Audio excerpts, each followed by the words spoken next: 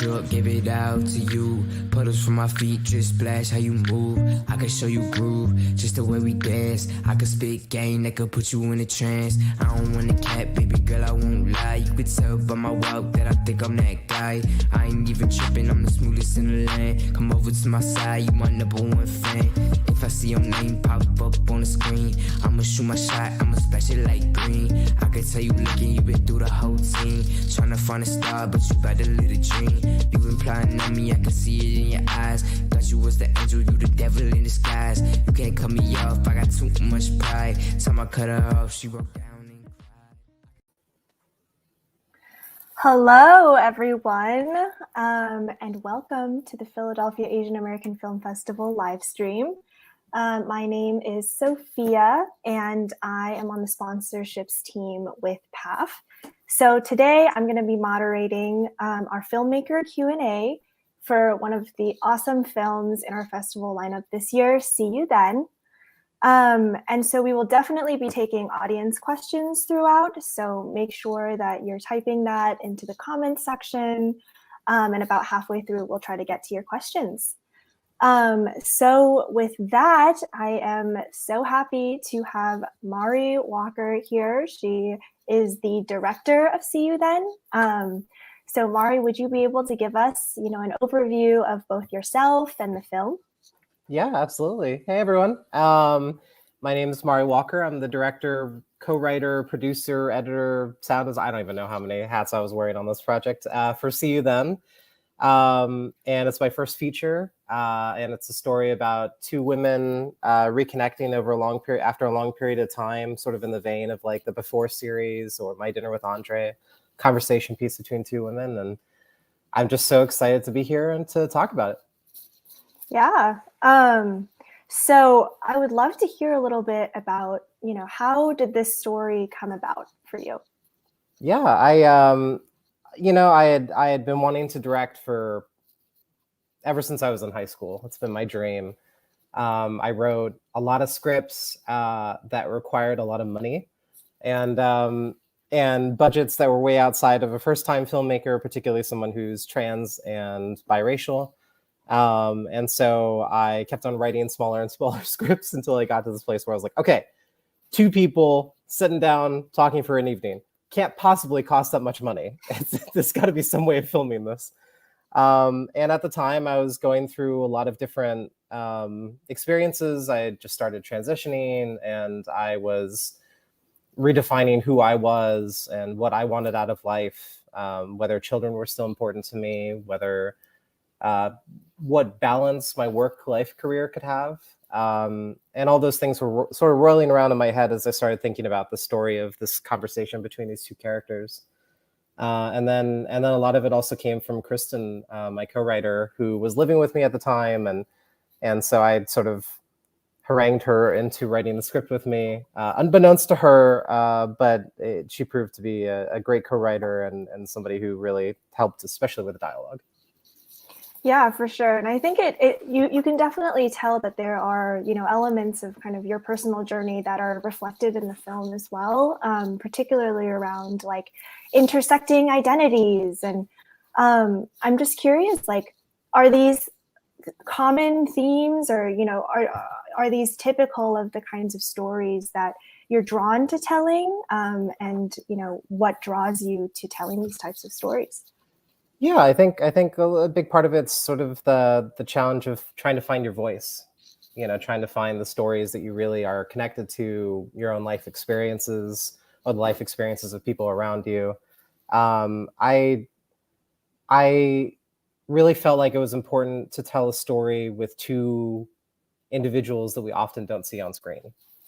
The film itself is very formal. It's structured in a way that's similar to something like Brief Encounter, almost like a studio film. But one of the things that we really wanted to do was sort of turn that on its ear by giving it this perspective to these two characters that we often don't see.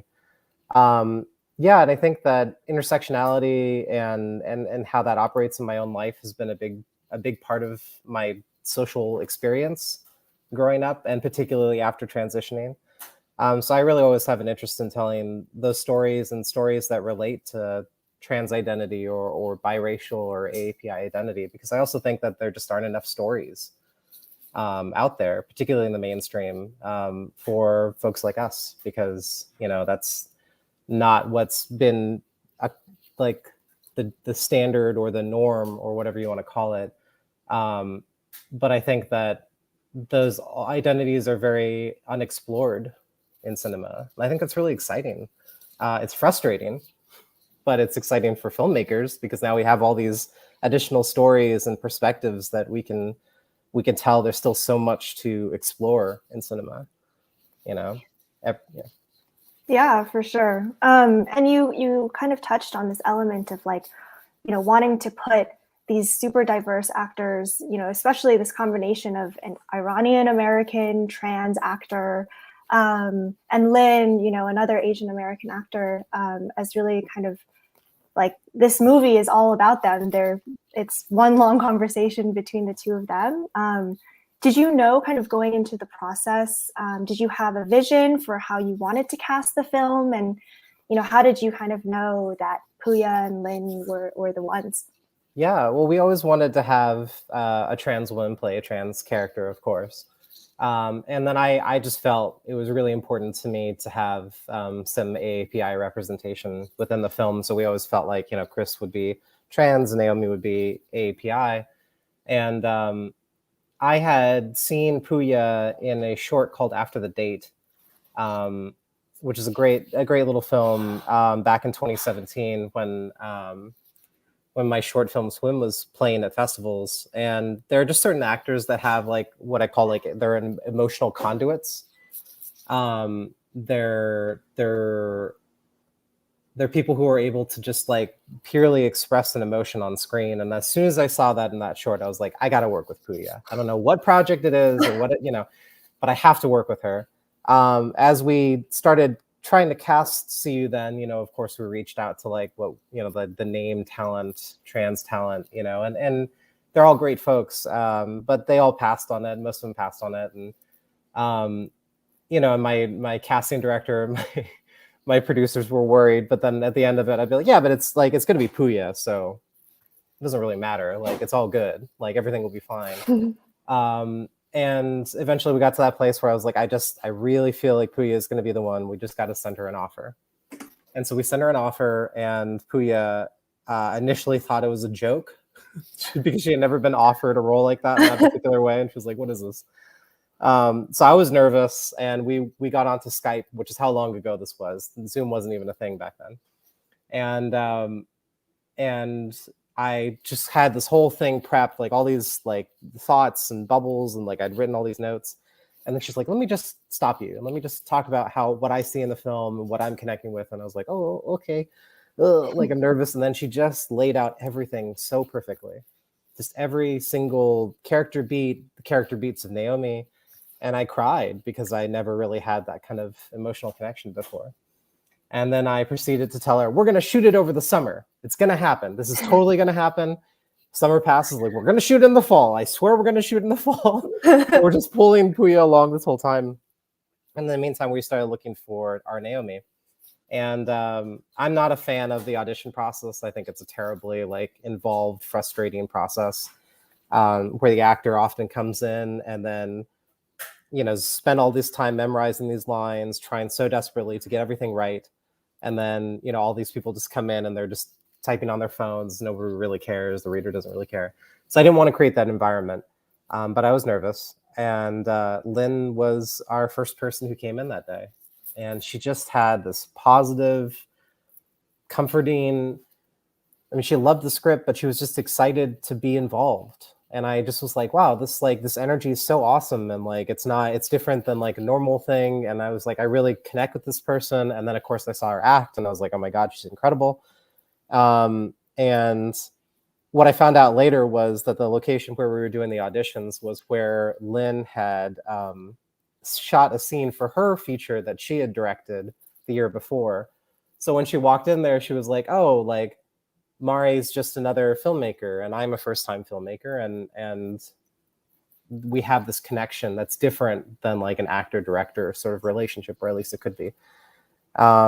that energy just really carried me. And then of course, she came back, we did chemistry reads, and you could just tell that the chemistry between she and Puya just immediately clicked. They never met before, but you just immediately sensed it. And I was like, we got to get these two people together, because I just knew that they're gonna blow whatever like Kristen and I wrote out of the water. Yeah, 100%. And I think like that chemistry is so palpable and raw throughout the film. Yeah, it's really quite tremendous. And I think, you touched on this a little bit briefly before of, you wanted to make a film within certain, financial constraints, but at the same time, like having this story and this conversation, this film it's very intimate. And I think the way that it's shot, sometimes it makes it seem like, Kris and Naomi are like the only two people in the world. Like I kind of like got that feeling while I was watching it. Was that choice intentional? Can you talk a little bit about, the cinematography of the film and the look and feel? Oh yeah. Well, I credit Jordan Perot, our DP, who is also my college roommate, for all of his hard work. We really wanted it to have that formalism, even like the sort of squarish aspect ratio that we were working with. One of the things that we really wanted to do was we wanted to create a film that was intimate but also epic. Like the canvas had to be huge, because like these emotions were so broad and so big. But at the same time, it is so crushingly intimate, because it is really between these two characters. So I particularly in post-production, really actually more than prep, I watched a lot of like studio films from the 1930s and 40s, how they were structured, what their average shot length was, and how they were able to like punch in on certain moments and really highlight certain lines. That stuff really informed me, but particularly for the cinematography, it was just a lot of discussions about like, what could we do with color? What could we do to spruce up those sorts of moments and really give it this epic sort of feel. But it was, we shot on the Venice 6K, which is a great camera, but it was really big. So that caused a lot of problems on set. We had so much lighting. I'd have to like scoot between the lamps and everything to get to the actors. And I'd be like, oh yeah, this and this. But I just think it was lit so beautifully, and Jordan did such a great job, and it really gave us that opportunity to tell this different kind of story than what I feel like we normally see, especially with independent film.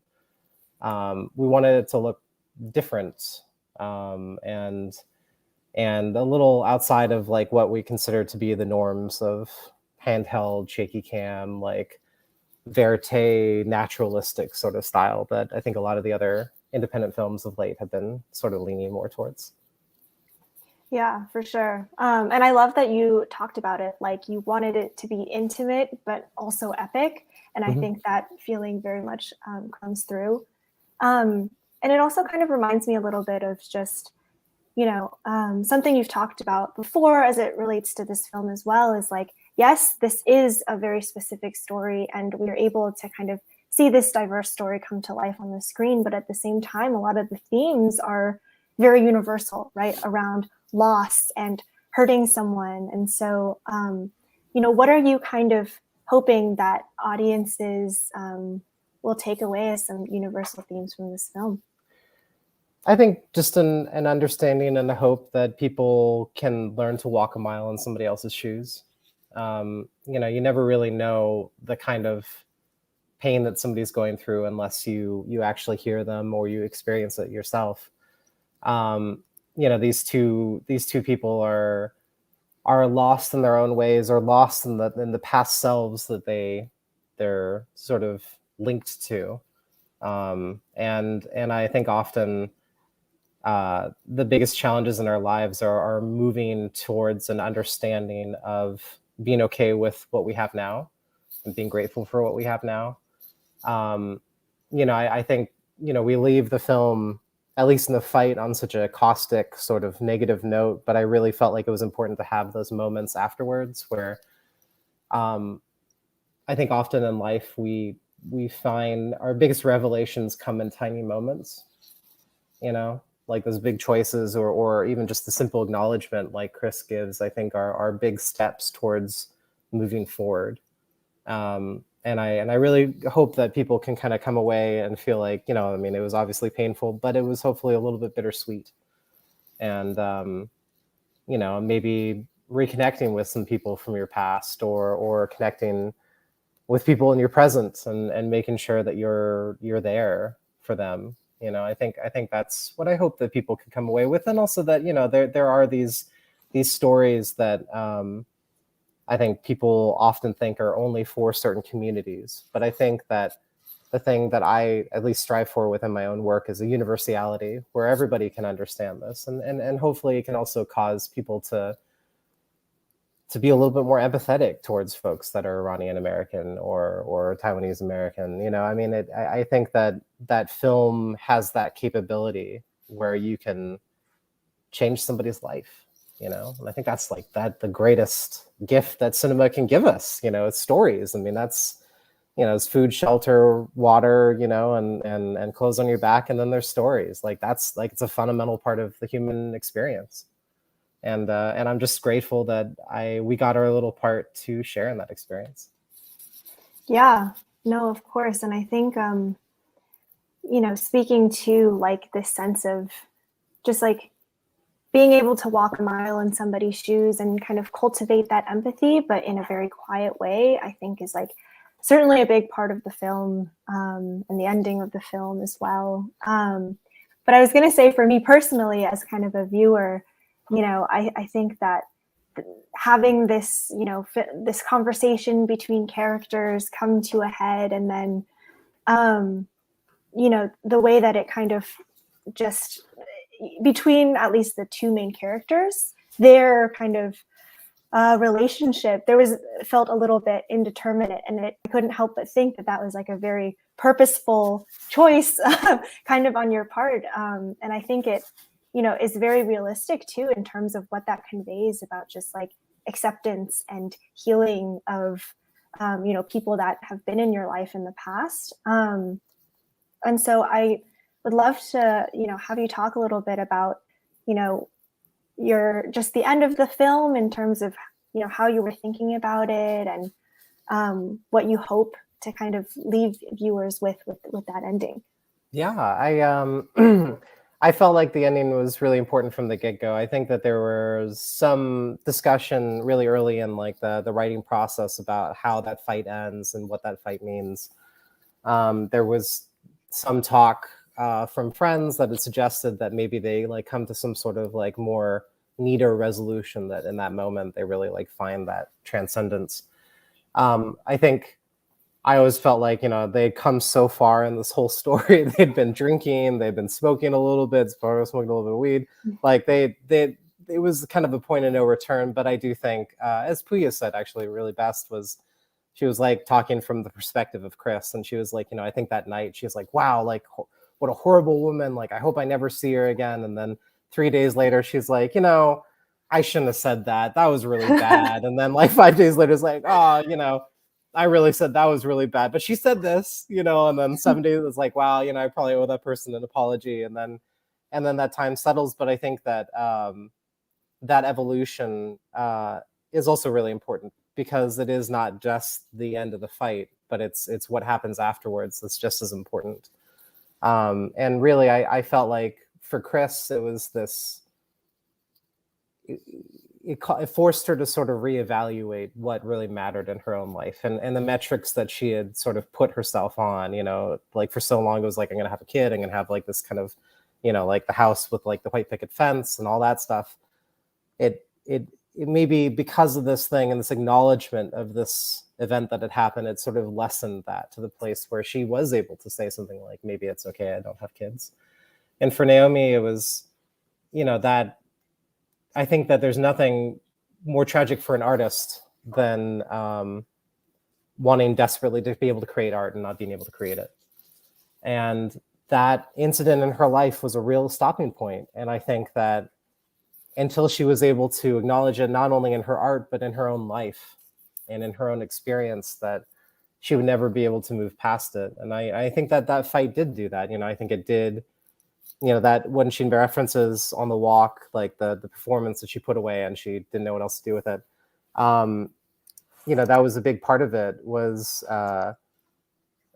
having that courage and that energy and that frustration perhaps, but also that catharsis to do that performance and to talk to her husband and open up about this part of her past. And hopefully they can both find a way forward in their lives to be happy people. Because, I ruin their lives. I just want them to be happy at the end, or at least a sense of bittersweetness, perhaps. But yeah, that I hope that audiences can come away with that. But I do know it's a tough watch, particularly at that end. It's not an easy film. That's for sure. For sure. And it kind of sounds like Puya and Lin were able to really embody those characters fully and go on that journey with them too. Yeah, and I think that there was that catharsis that came with it too for both of them. I think for all of us really on set. I think we'd cry. I'd cry on set all the time and probably embarrassed everybody, my producers, but that's okay. It's catharsis, right? Catharsis. So we have an audience question, a couple of them actually. Awesome. So wanted to get that going.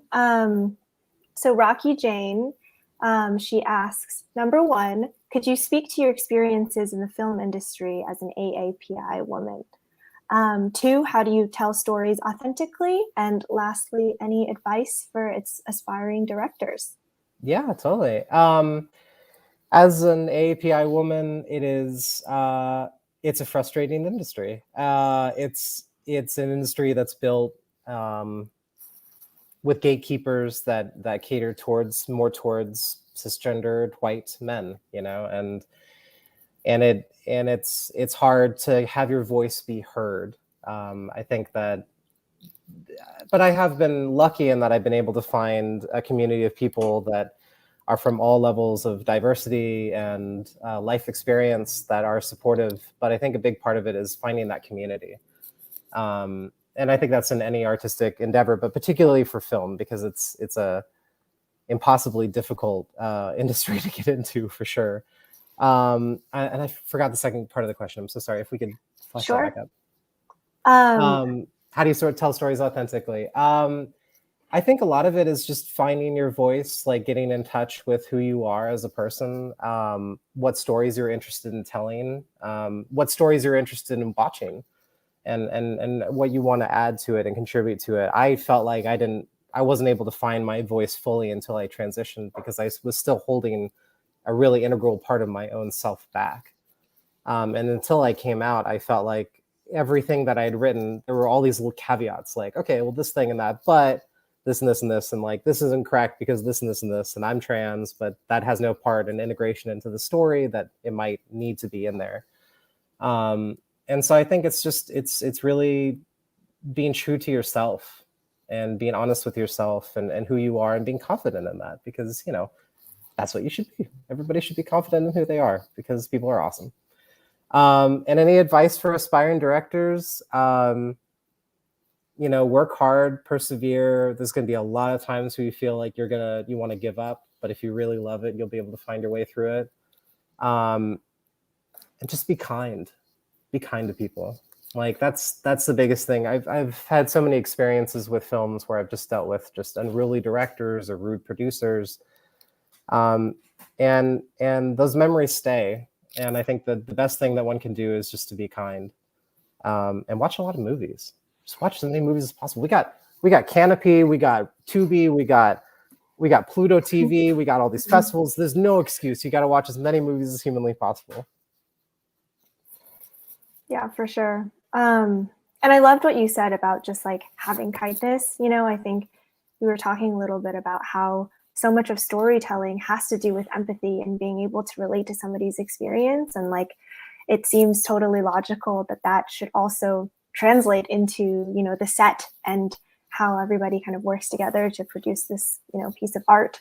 Absolutely. I mean, that's the thing that really blew me away. We were doing the wrap party and one of the crew members came up and was like, I'm just so grateful that you came during call time. And I was like, well, yeah, like you put the number on the thing and I go to the thing, I do the thing, I get there early because I go to the thing. And they're like, well, most directors don't show up until 2 or 3 hours and onto set. And I was like, that's insane. I was like, why would a director do that? I was like, you go there, you make sure that everybody has the stuff that they need, and then you could spend time on the set, do your little writing, like go through the shot list. But I think there's like the sense that like the hierarchical sense of film often gets in the way of being able to create a cohesive environment where people are able to flourish. You know, it's built on the system of like, I'm the boss and these are the people. And it's like, no, it's like, we're all in it together.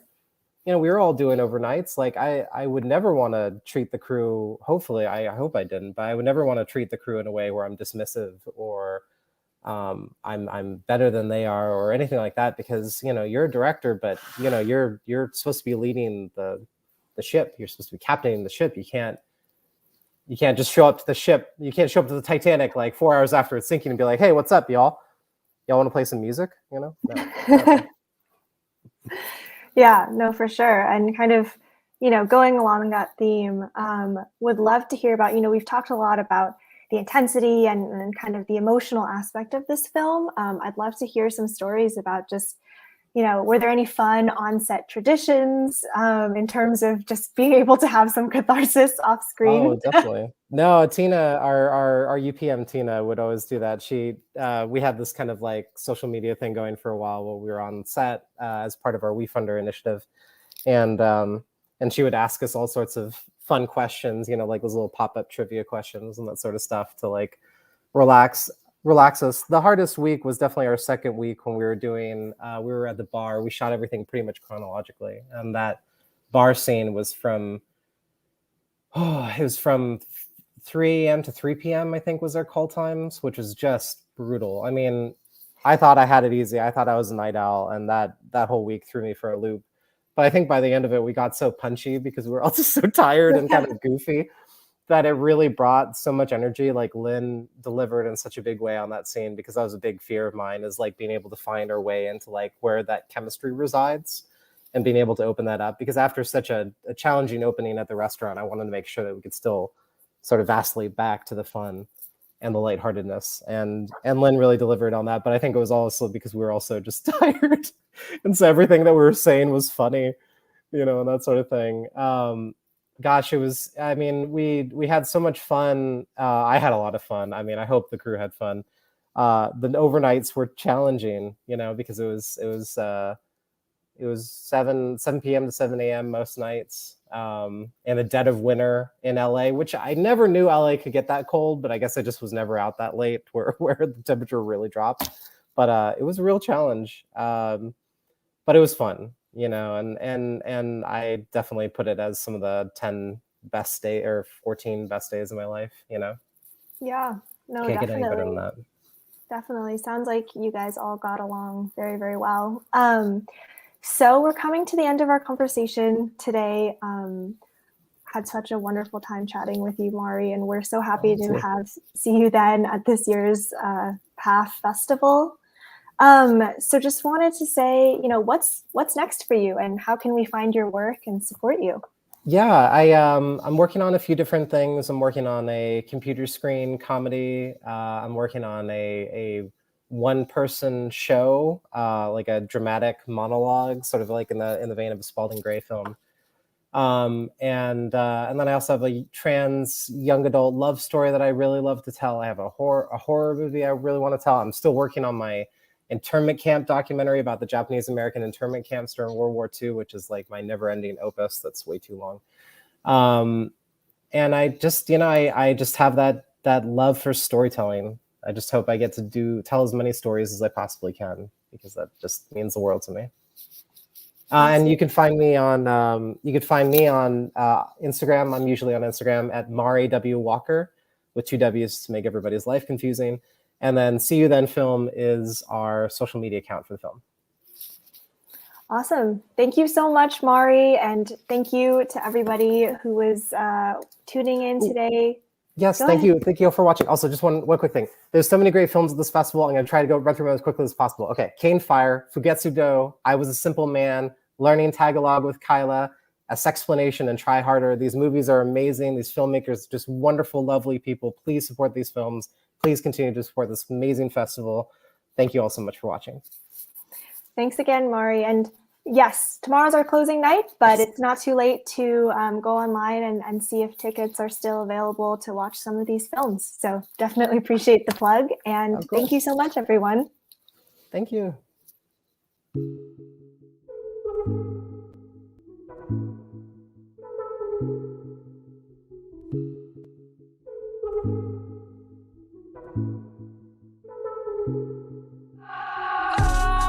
I'm feeling young, uninterrupted.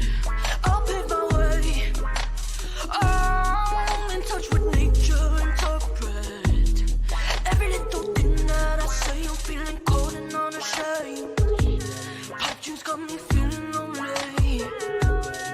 Need an escape. So tell me, is this love I think I'm getting?